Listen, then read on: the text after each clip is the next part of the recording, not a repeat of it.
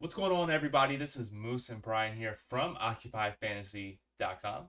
At Occupy Fantasy on YouTube, Twitter, Instagram, TikTok, all the normal socials that you would find someone on. We're probably on it.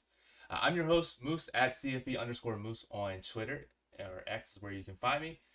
Data manager, data guru here, and co-founder over at Occupy Fantasy, alongside Brian, co-founder and CEO of Occupy Fantasy. Brian, how's it going? Moose, what's up, man? Week two, feeling good. No Friday night game, so the schedule was a little bit better this week.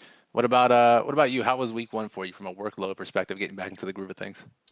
It's like with any new sport, it's like, oh, okay, here's week one, and then it's like, okay, I don't remember how to do literally any of these things. And so, week one of any sport, any season, I usually just take a step back, play very light, and just kind of just make sure my process is still the same or anything that I want to make adjustments for. So yeah, I played light, broke about even, maybe lost a little bit. Won someone on betting thanks to the bets that we talked about at the end of the show last week.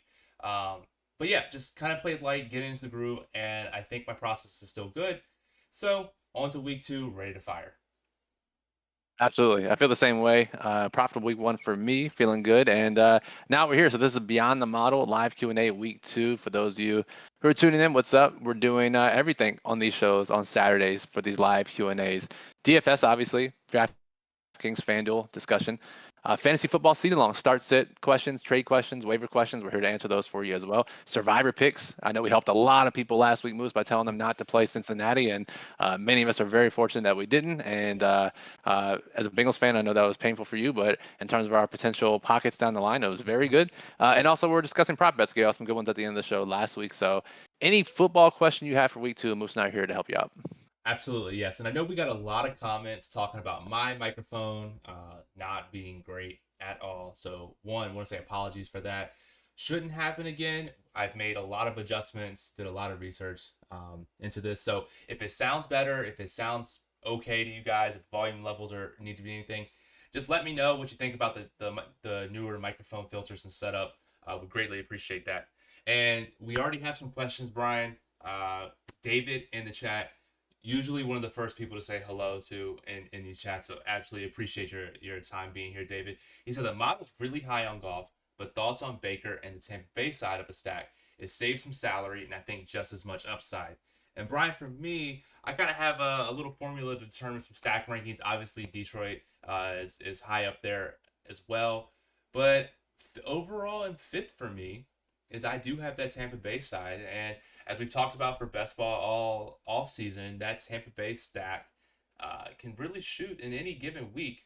Baker's great. It does save some salary, so I don't hate it at all. In fact, I think it's going to be one of the teams that I consider stacking in my three lineups. Yeah, I think that's fair. I'm personally not playing it just because, yes, the model does like the Detroit side of things. Historically, when you look at stacking uh, underdogs of 7 points or more, they have not been profitable plays in DFS. And I think the Baker love is really short-sighted from last week. Obviously, they went off, but they faced a pace-up spot against Washington, a banged-up secondary against Washington, and they exploded. Now they're traveling to Detroit, much tougher defense to throw against. And I think this is a really bad situational spot for Tampa Bay. And the model's picking up on all this. So, for me, and it's not like I understand that they are more expensive, Detroit that is, but we have so many salary saving plays. The salary is so loose this week that really, if you have to pay up, you can find other spots to make it work. Makes sense to me. And Bink King says Bucky Irvin or Justice Hill for a large field GPP. Yeah, I would never consider either one, honestly. And this isn't a slight at Bink King, but Bucky Irving, change of pace back. We have Justice Hill, change of pace back. Got the perfect game script in week one. Now they're huge home favorites. Should be a Derrick Henry game. And, we have so many running backs in lead roles that are priced similarly to those guys that you're not even getting a great salary discount. You get an ownership discount, but it's not really worth it. So I would say neither, but if I had to choose, I would pick Justice Hill. Okay, makes sense to me. And yeah, for those who are looking at some plays like that, maybe you want to do some salary savings. We do have our Occupy model up on the website for each position. Go ahead and check, by our OF index ranking, by salaries. We have the filter, so you can put whatever salary range you need, sorted by a bunch of different metrics to find a play that'll fit for your lineup. EGS Comics says, "Hey Bryant, thoughts on stacking the Dallas and Saints game?" I think it's interesting. It pops a little bit in our model for sure. And if we look at the injuries on both sides, pulling up my notes now, which I will post in Discord later today, just finalizing them now. But Marshawn Lattimore is likely going to be out for New Orleans, obviously one of their top corners. That would be a big bump to Dallas receivers. And New Orleans does have some other injuries on the offensive line, so that's a little shaky. But I think it's decent. Obviously, both teams exploded last week, so I think people will be quick to play him. It's kind of similar to the Tampa Bay discussion from a few minutes ago, where I think the perception is perhaps a little imploded from last week. But it's a fine stack, I think for sure. But I think it's certainly beyond the top 3 or 4 that Chris highlighted in the plug. Yeah, makes sense to me. Hawk Dark says Yoshua is going to be chalk. Thoughts on Bateman for a DraftKings 3 entry max? Yeah, Yoshi actually played 100% of the snaps last week. Only scored 5 DraftKings points. So he's still. I mean, I still saw winning GPP lineups with Yoshi in the lineup. So he did his job last week. He's only up to 3,800 on DraftKings now, and he's a third of the ownership we saw last week. Basically 50% in most smaller contests last week. We got him at 16% this week. So you're getting an ownership discount on a guy who's going to play 100% of the snaps in another high scoring environment likely. So I don't hate it, but either way, Chris was talking about this the other day. Bateman 1% or 0%, Zay Flowers 1%, as Baltimore is the biggest favorite on the card. You got to like the Baltimore receivers as great GPP plays. So I actually think both are fine, but if you're looking at it from that lens, and yeah, Bateman at a 15th of the ownership of Yoshi is certainly a good GPP idea. Definitely. Speaking of ownership, real quick, I do want to say we do have some really popular plays. I know week 1 salary came out a lot earlier, so ownership was a little bit more skewed in some places. But I want to get your thought, Brian, on 2 specific players, Cooper Kupp and Jordan Mason. Both are going to be 30 to 80%, depending on the contest that you play and site that you play. Are these kind of guys that you're just, I gotta jam them in no matter what, make it work, or you trying to fade them, or are you just trying to just depend, or both are different? What do you think? Yeah, I think I'd be more inclined to play Jordan Mason at his price tag, $5,200. But Kupp is both these guys are number 1 in our model, right? And we look to our model for differentiation. It's built for tournaments and upside, and the model's saying, listen, there are other spots, but you get these guys in too. So I think you have to play them in most contest types, at least match the field. And if you want to go overweight, I don't think it's a bad idea either. But again, fading's not a bad idea either. I just think that there's so many other lower owned options to mix in. The Detroit stack, like we talked about, some of these other studs that are less than 5%, you can make it work. Plus, again, if they do halfway remotely decently, they pay off their ownership in smaller contests too. So the only places most that I would look to potentially fade them are the largest GPPs. Yeah, I think if you're doing that, you can make the case for anything. If you're playing your 100-man leagues, your contests, your small satellites, high field entries, and you just try and build a line and say, all right, if Cooper Kupp doesn't score 15, and it's just trying to tell the story. It's all right, if he goes off, how am I going to beat literally everyone else who has him in this contest? Or just what? Yeah. So same with Jordan Mason. You got to just think about it from that standpoint. So got some more questions here. Danny Fins fan says, my quarterbacks are Rodgers and Fields. Would you trade Aaron Jones and Rashee Rice for Herbert and CMC? That's interesting. I would make that trade, but I also wouldn't want 3 quarterbacks on my roster. So I would try to figure out a way to either trade Rodgers or Fields or include them in that deal. Because you don't need 3 quarterbacks. It's wasting 1, if not 2 roster spots. But either way, Rashee Rice, Aaron Jones for CMC essentially, and Herbert's fine. Herbert's not a massive upgrade over Rodgers or Fields really. In fact, Fields is probably the better fantasy asset of those 3. But you get CMC. So I think just from a pure value perspective, I like the CMC side. Yep. We got a question here. Let's see. It says, would you play Fields naked or would you play with Pickens? Smaller contests, you can play them naked. Larger contests or the contests where you need to differentiate a bit or add more upside, then I would pair with Pickens. Let's see. Mr. Tareen says, hey guys, thanks all for doing this. Appreciate it. That's why we do it, for compliments like that. Leonardo says, "Hey guys, besides the Seahawks' defense, which other team can I go with? Been thinking on Tampa Bay, but I'm not so sure. I'm very new with you guys, and so far I really love what y'all got. Appreciate the compliment there, Brian. Looking at the NFL model here for some of the top defenses, got some weird ones at the top, but Yeah. I don't know. What do you think? Yeah, and just really quickly, Leonardo, is this for your season-long fantasy team, or are you playing DraftKings or FanDuel? Let us know, because that would obviously change the answer to this question. And we'll happily answer. Just let us know it's whether for your, for your regular fantasy team, or you're playing DFS. Yeah. Real quick, I do want to talk about one thing, Brian, really quick. We talked about the game for quite a bit, but uh, Survivor, I know you mentioned it with like half the field to 30% of the field being out on Cincinnati.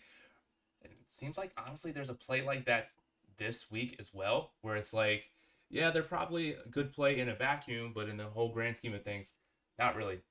But that's the Chargers. Going to be like 20 to 30% owned in more of the bigger contests. Um, they have, I think this is like one of their best weeks that they can do. But that's just in the vacuum. They got a like minus 200, 250 money line. Got some injuries going on. Just, I think there's another place where if you made it to week 2, you have to ignore them as well. I agree. Fortunately, I mean, again, there's no downside to this, right? That I think that's the thing most people don't understand, especially when you have similarly rated teams, right? Like last week, if you don't pick Cincinnati, the most popular team, you can still get a -6 or -7 favorite, which is like a 1 point spread difference from Cincinnati. This week we have a similar phenomenon with LA, the Chargers, and like you said, they're going to be popular in survivor pools or eliminator pools, and yes, this is technically a top 3 week to use the Chargers. But here's the other thing: you also don't ever have to use the Chargers. There's 18 weeks in the season, and there's 32 teams, so you don't have to use it. 14 teams throughout the year, and this is like the worst possible spot for LA situationally. Traveling across the country, won their opener against a divisional opponent, facing a team that got blown out in week 1. It's a if I saw it most, it was if you look at teams that lost by I want to say 20 plus in week 1 and their dogs in week 2, they've covered like 42 out of 60 games in NFL history. Like it's a perfect overreaction spot for Carolina. Now you look at LA missing Joey Bosa more than likely, missing Lohai Gilman, the strong safety, likely missing wide receiver Joshua Palmer. I understand everyone saw the Panthers get blown out. I would love for the Chargers to be 25% plus in survivor pools this week. We won't be taking them. I would encourage everyone else not to. Plenty of other teams you can take. Yeah, I mean the line's been around like 6.5, down now to down 5. And you talk about, missing a bunch of guys. I like to think about it this way, Brian. Perfect thing. Actually happened this morning, and so you go to the farmers market, you buy corn from the same guy, you buy your tomatoes from the same guy. Well, they're not there. And what do? Sometimes you still want tomatoes, sometimes you still want your corn. Do you go to the guy who's not that good and with the risk of losing it all and having a bad meal? Or you just say, you know what, I'm just gonna not buy corn and tomatoes. I'm gonna buy cheese and bread and make myself a nice sandwich. You gotta differentiate sometimes depending on what the situation is. So yeah, the tomatoes and corn might be good, but not for the whole. You can always get that later on if you need to. So get them. You can get them next week. So I am Especially if the corn and tomatoes are the same price as they typically are from your exactly, normal guy. So exactly, that's a yeah, good analogy, Moose.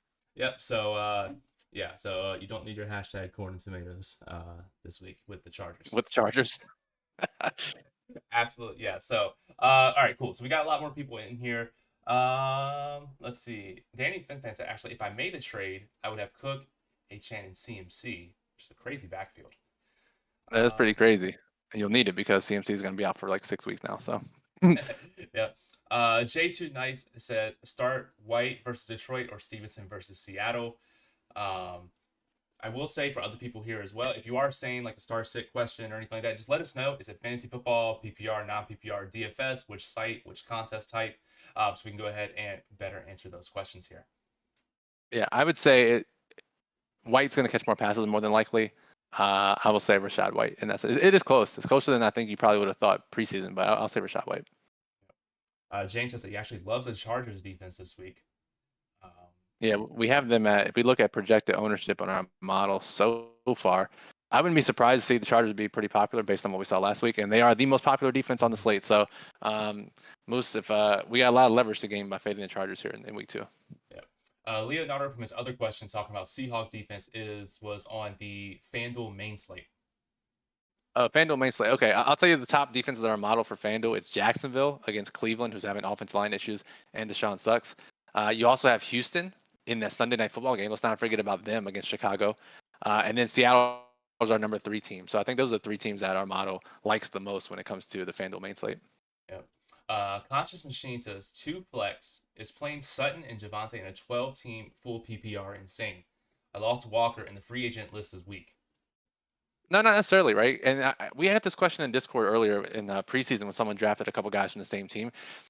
When those guys are going to get the majority of the volume for that team, then it's totally fine, right? Javante's the lead back. So Sutton is the number 1 receiver. They lost Vele, who's not going to play this week, who randomly had like 8 targets last week. So should be more targets for Sutton. So yeah, generally you don't want to play 2 guys on one of the worst offenses in football. But if they're going to be the 2 guys that get the ball, it's fine. So I would have no issue conscious playing Sutton and Javante, especially in 12-team PPR. Yep. James Young says, for DFS, you can typically get away with the cheapest defense that's playing at home. Arizona Cardinals. Yeah. And Big Brain is to play Cup with him as well. And yeah. Just yeah, goes off for 40 points. Yeah. Wouldn't actually recommend doing that, but yeah. Samuel says, are we still seeing Detroit Tampa Bay as an overlook game to stack for leverage, no matter the site? Yeah, I mean, we love that game. And we look at projected ownership. Again, this is going to update one more time Sunday morning, so make sure you check back in the model. We have golf at 5% or less on both sites. We look at the receivers for that game, Detroit and Tampa Bay. We have Amon-Ra at 15% DK, 11% FanDuel, so we'll take that for a stud receiver every time. Tampa Bay receivers, Godwin obviously is more affordable on both sites, so he's 16 to 20%, but Mike Evans just 6% on both sites, and we got Sam Laporte at 3%. So yes, like all the studs are 5% in that game basically, and Amon-Ra's 10%. It's incredible leverage on tomorrow's slate. Definitely. And Chris here in the chat says, Moose taking a shot at the craziest analogy of this show. Love it. And follow up with Conscious Machine, who says, I have an abundance of garden tomatoes. So absolutely love it. So make sure you tag us on Instagram or Twitter or TikTok with your hashtag corn and tomatoes if you got a garden. We'll turn to a garden show. But yeah, actually, back to NFL. Jonathan says, do you like DK Metcalf at 5,900? And he's kind of up there, middle top tier. Like you have your top tier, and then like he's near the second tier of group guys, I like to think. 5,900, not bad. He's going to be low owned. Brian, do you like him at all? Yeah, obviously you worry about how much they ran the goddamn ball in week 1, but you tell me preseason that DK Metcalf's $5,900 in any week, I'll sign up. I don't care what the situation is. Geno's still starting, so yeah, I think you have to like it for tournaments. Tournament play only, but yeah, certainly. Jose Morales says, on DK Fantasy, who do you suggest as a core? We have the NFL plug up on our website for that, and Chris's video. I would go watch Chris's video for the free video that he has here on the channel. Talks about a bunch of plays for week 2. Let's see. And he says, please choose one, Henry, Pacheco, or Kyren Williams. Yeah, I don't know if it's a season long or DraftKings or FanDuel or what it is, so I'll just tell you our model has Kyren number 1, Derrick Henry number 2, Pacheco number 3, a distant third of that group. So Kyren gets the answer here. Absolutely. Let's see. EGS Comics says, thoughts on heavy Texans and showdown Sunday night. Who would you pair with on Browns with heavy Texans? Yeah, so I haven't looked at that slate too much yet. And again, it's going to depend because Keenan Allen is questionable. He's a game time decision. So is Rome Odunze. Both could play, both could not play. That'll greatly impact because if they're both out, we'll have Tyler Scott, DeAndre Carter, maybe Velus Jones as super cheap values. And that will cause you to build a little more Chicago heavy because they'll be the values. Whereas if they're both in, everyone's more appropriately priced. So I wish I had an answer now. I will say check back to our Sunday night daily plug EGS when we have more information because right now it's a little too early to tell. And generally that's not the case for showdown, but already week 2 we have game time decisions, so it'll greatly impact the slate. Absolutely love that. Love telling the wife, sorry, I have to be on the computer and sweat some game time decisions. So let's see here. XM says MHJ or Debo rest of season PPR.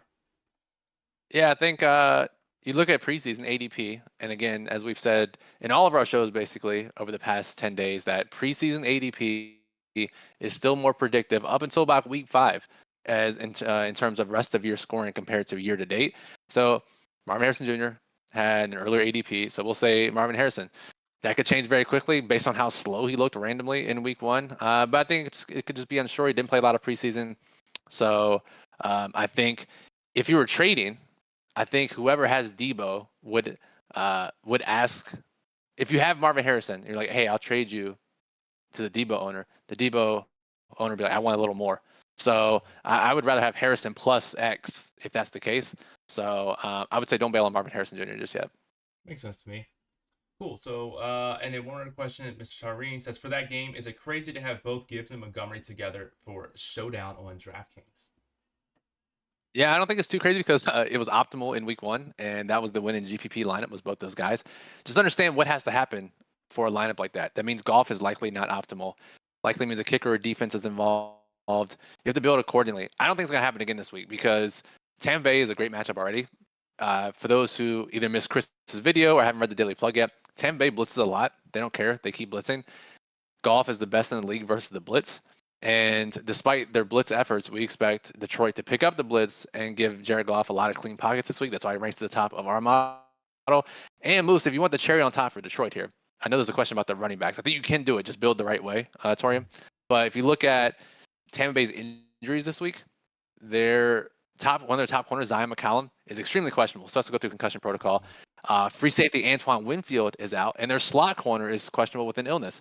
So they could be out 3 of their top 5 defensive backs against Amon-Ra and Laporta and Jameson and Goff. So all the signs are pointing to Detroit this week, Moose. Wow. Yeah, definitely. Speaking of that, and going on to the next topic, because we're all caught up on questions. Again, if you guys have more questions, go ahead and ask. We're here for about 8 more minutes or so. If there's more questions, maybe we'll stay a couple minutes longer. But, we haven't really talked too much about prop bets or any type of betting too much here.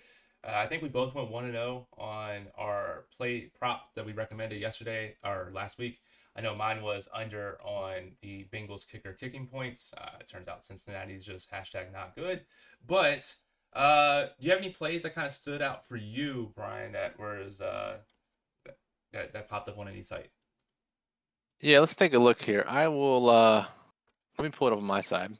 Because we had so it's funny, we had Jaleel McLaughlin overs last week, and he smashed his receptions over. Somehow had 6 receptions for 1 yard. I don't even know how that's possible. But so he won the receptions over, lost the receiving yards over. I'll go right back to that again this week, like his receiving yards over. I assume he will not get 0.015 yards per reception this week. Let's see, anything else that stands out to me?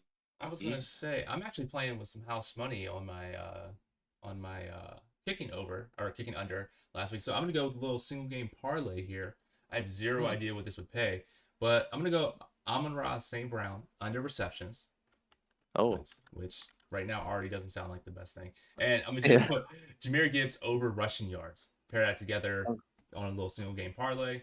I wouldn't add another leg to it, but let's get a little fun here. All right. Let me see here.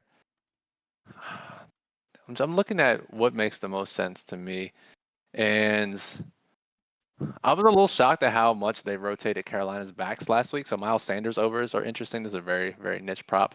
But I'll go Bijan over rushing yards. His usage was insane last week.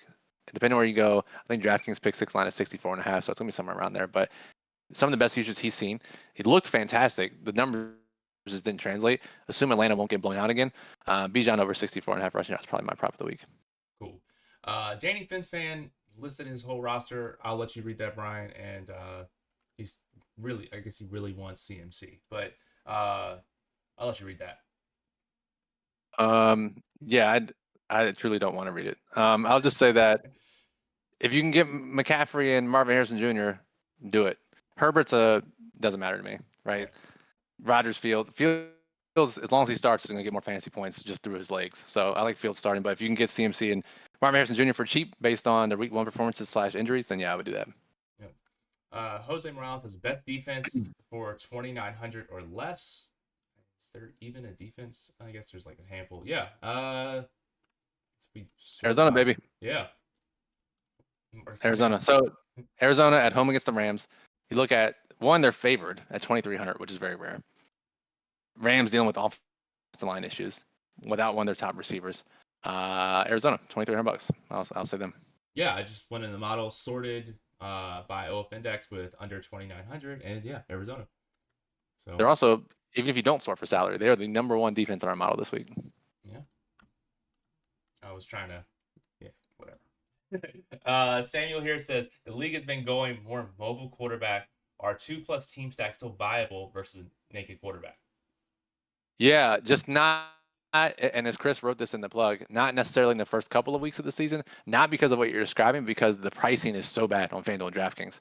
Just there are a variety of reasons for this, but the pricing is just you can fit whoever you want. As a result, correlation means a little less. Once you have tighter pricing, correlation matters more. So in general, yes, stacking still matters. However, this early in the season, it doesn't matter as much because you can fit more value plays in than getting the added bonus of correlation. Absolutely, yeah. Conscious says I picked up Justice Hill this week. What are your thoughts? I think he had a career game in week 1. Baltimore did say that they don't want to use Derrick Henry 30 plus times, which is interesting and probably not. If you drafted Derrick Henry, is probably the worst thing you probably could have heard. But the game script played out perfectly for Baltimore. There aren't going to be many games where they trail like they did. Obviously, they did against Kansas City. Now they're 10-point home favorites.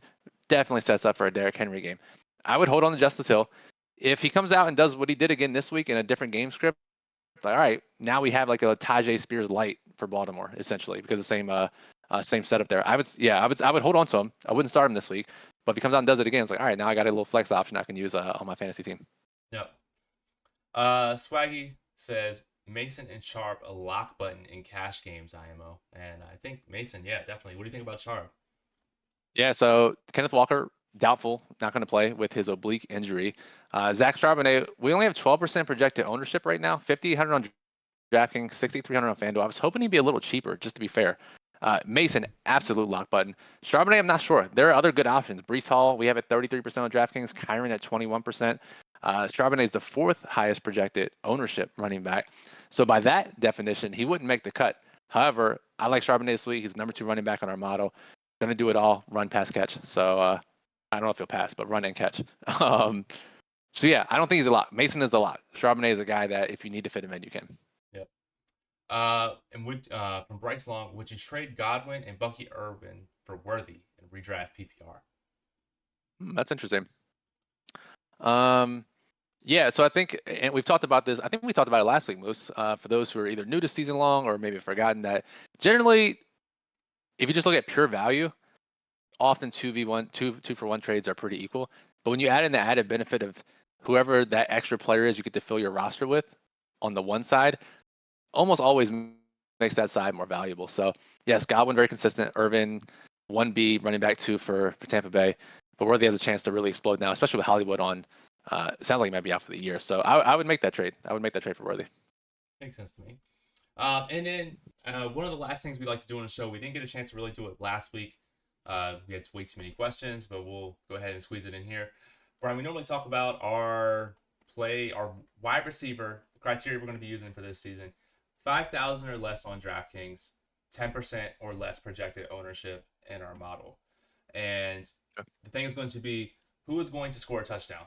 And there's roughly 50, 60 of you people here in the chat. Thank you again for watching. If you want to participate in this as well, we'd love to see it. Love to see what you all think.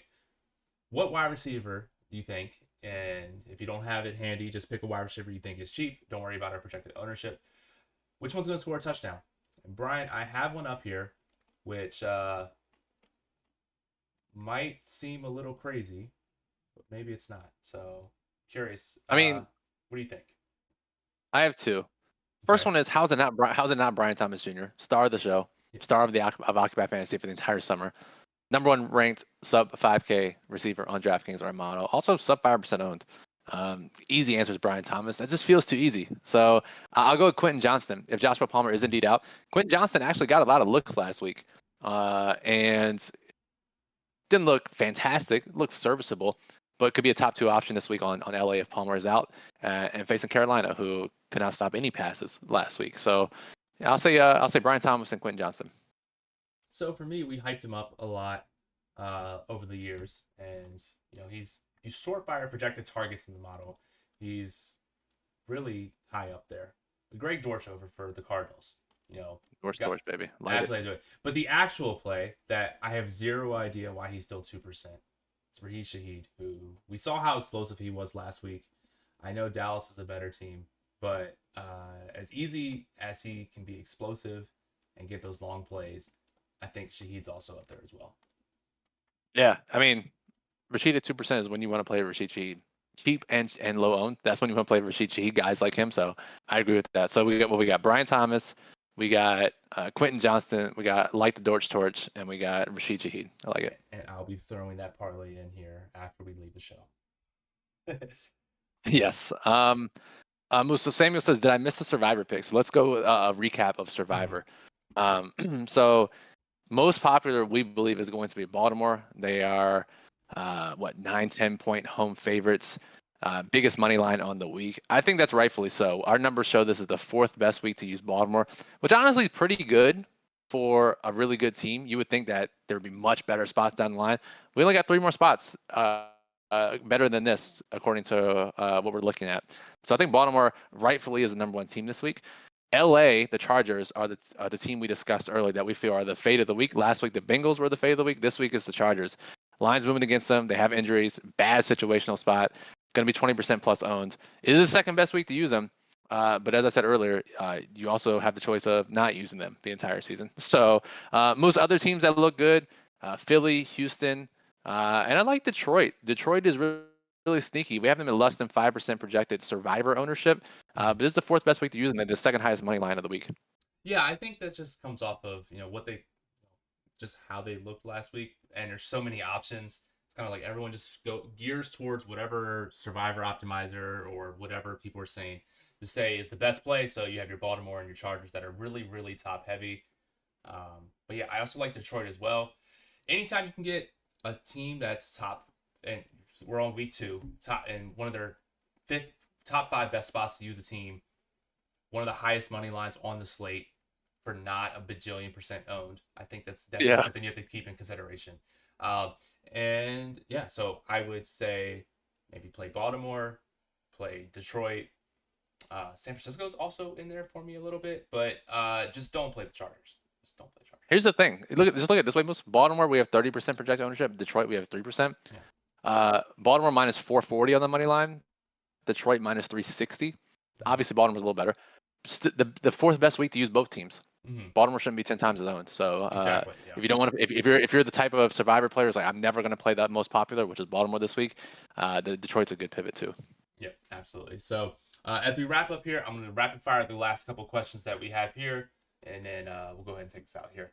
Mr. Charvine says, I have Henry for both DraftKings and FanDuel. Do you think it's a mistake versus Kyron? I think for low risk contests, it is definitely a mistake. I think for tournaments, not a mistake at all. We have him half the ownership of Kyron Williams. He's right behind Kyron in the model. Great pivot in GPPs, leagues, satellites, things of that nature. But if you are playing 50-50s, double up head-to-heads, Kyron is a safer and higher ranked play. Yeah, and I love his pick for the wide receiver score. Wan'Dale Robinson, McMillan for Tampa Bay, and Naylor for the Vikings. Naylor, very sneaky. Jordan Addison out. Naylor's going to be the number 2 receiver there for Minnesota. So certainly like that. Good call. Definitely. Conscious Machine says, I picked up Lawrence to replace Love. Wasn't willing to use my number 3 waiver priority on Mayfield. Is that a mistake? Maybe Love will be healthy next week. No, when those quality of quarterbacks are available on your waiver wire, Trevor Lawrence, Baker Mayfield, similar type guys, I don't think it's ever worth wasting a waiver pick on those guys. You're gonna have similar production. You can play the waiver wire, you can play the free agency game most weeks, and it doesn't sound like Love's gonna be out too long. Certainly less time missed than I think was initially expected based on how it looked. But no, not a mistake, Conscious. And Bryce here says, okay, so I have an extra bench spot. Do I ask him for Jordan Love? I have Fields and JD5, or go on waivers and get McMillan or Michael Wilson. Yeah, there's a lot of words there. I'll let you read. I got you. So, yeah, you have 2 rush-heavy quarterbacks that are great for fantasy, Fields and Jaden Daniels. I would keep them and just use the extra bench spot on a flyer like Michael Wilson or McMillan. I'm a big McMillan fan. He actually ran the most routes for Tampa Bay last week. If something happens to Godwin or Evans, he's going to be in a smash spot. So I would use the bench spot on McMillan. You're good at quarterback. Fields and Jay Nails are totally fine. Absolutely. Yep. And the last two questions here, Conch Machine, streaming defenses. He has Chiefs D, picked up Chargers to Steam. I could play Jags D and Lawrence for this week. Could produce big numbers if the Browns turn it over. Yeah, I mean, all the things we're saying are in context to ownership games for Survivor and DFS. And season long, Chargers are still one of the best projected defenses, so you can still play them this week against Carolina in your season long league. Yeah, and then Brian, that's when we always talk about it when we do like our review shows and like look backs and things. When you play like literally every personal type of thing, you have your DFS lineups, your season long lineups, your Survivor, your prop best. You're like, I don't know how to root for any of this. Like, how do you root for 37 different things at once? But it comes with time. Everything has context. And then the last question here from Eric. He says, I have AJ Brown. He's playing Monday night and it's a game time decision. I need to pick up a wide receiver as a backup if he doesn't play. Should I get Dotson or Mooney? I already have London though. Yeah, Chris, our NFL manager, answers Rooney. Answers Mooney. Rhymes with Rooney in the chat. Yeah, I think Mooney's going to project a little better. If you're worried about it, having two guys on the same team, it's not a huge issue. Just hope that Kirk Cousins is a little more mobile in his second week back from the Achilles. Yeah, Dotson's still getting up to speed. He didn't play all the snaps last week as a wide receiver 3, so I think Mooney's a safer option there. I think so too. Yeah. So you have the trifecta play on Mooney there. Cool. So, Brian, any last questions, thoughts, comments before I take us out of here?